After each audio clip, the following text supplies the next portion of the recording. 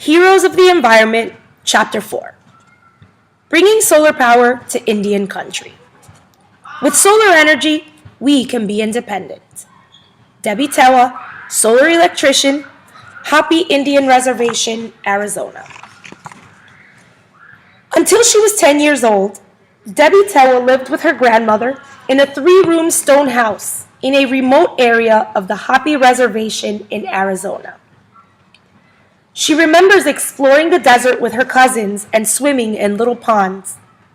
Like other families around them, Debbie and her grandmother never had running water or a telephone or electrical power. For heating, cooking, and lighting, they used coal, wood, and kerosene. I didn't miss electricity then, Debbie recalls. I didn't know that I didn't have it. Debbie is a solar electrician and a light bringer. She brings electric light and power to some of the most isolated places on the Hopi and Navajo reservations, communities like the one where she grew up.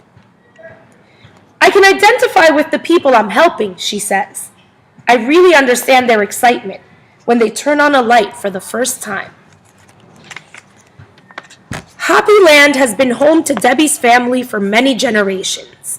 It is a beautiful, dry desert environment with 3 major mesas, rocky tables of land, that rise as high as 7,200 feet, nearly 2,200 meters.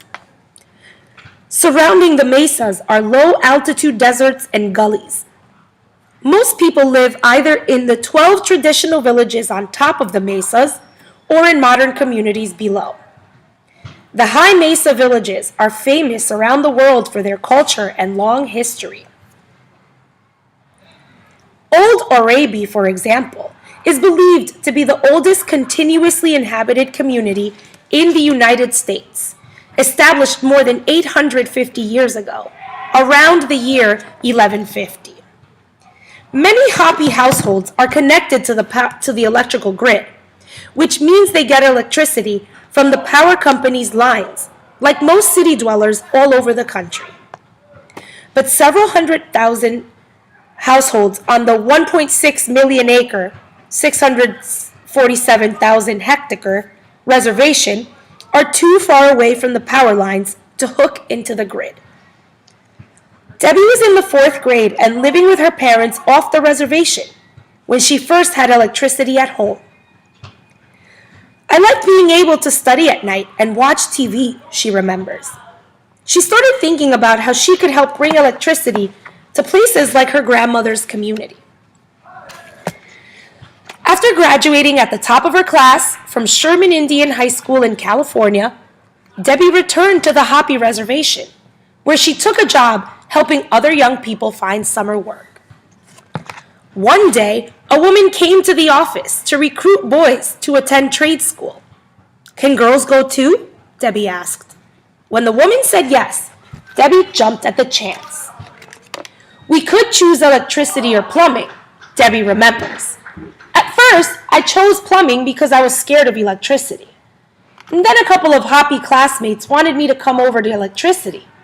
They promised they would help me out if I did. And sure enough, they did help. Later, she got to help them when they worked together on jobs. I'm lucky because I've always had a lot of support for what I'm doing."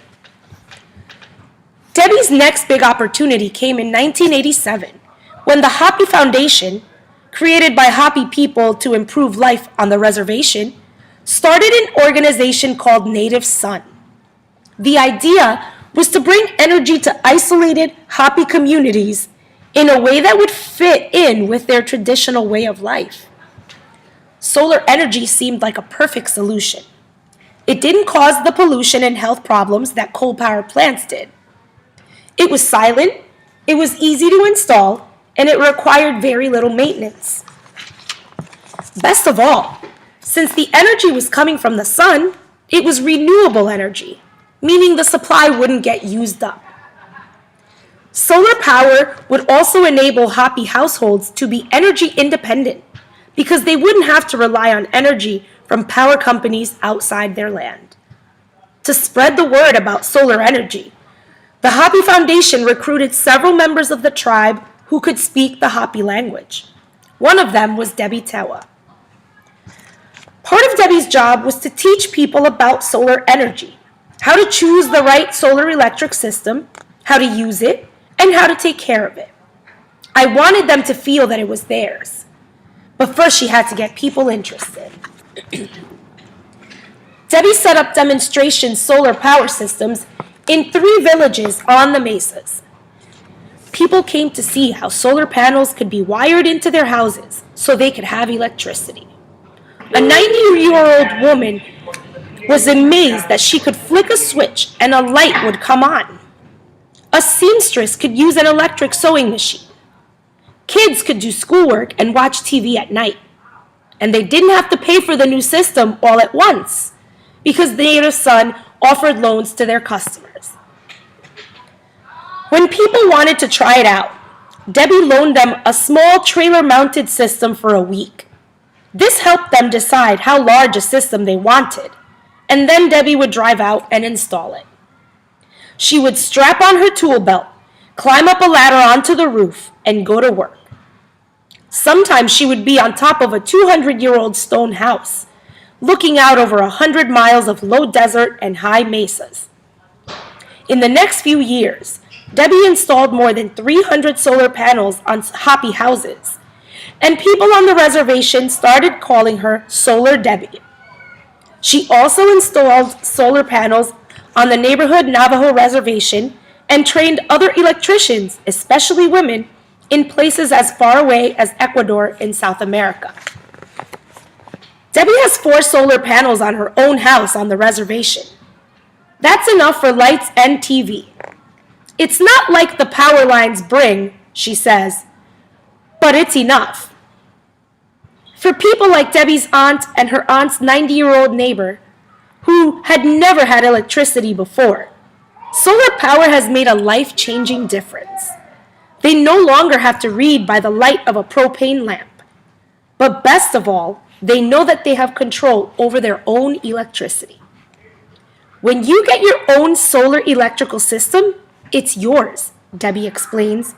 You're not dependent on a power company. With solar energy, we can be independent.